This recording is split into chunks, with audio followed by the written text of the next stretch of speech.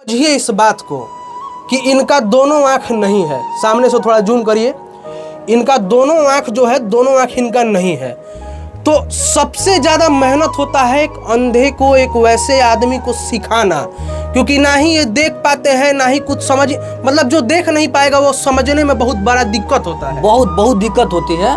और दूसरी बात है कि थोड़ा चलने में भी थोड़ा आप समझ सकते हैं, हर चीज में इनको दिक्कत है। सोचिए ना कि आप आंख बंद कर लीजिएगा तो 2 मिनट में हम लोग छटपटाने लगेंगे कि हाँ, क्या हो गया, क्या हो गया।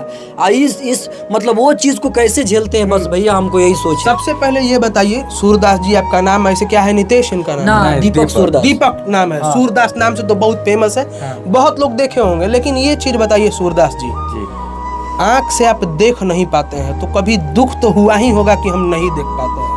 जी वो तो ये तो होबे करता है, लेकिन पब्लिक लोग का, भाई लोग का प्यार मिलता है तो उसी खुशी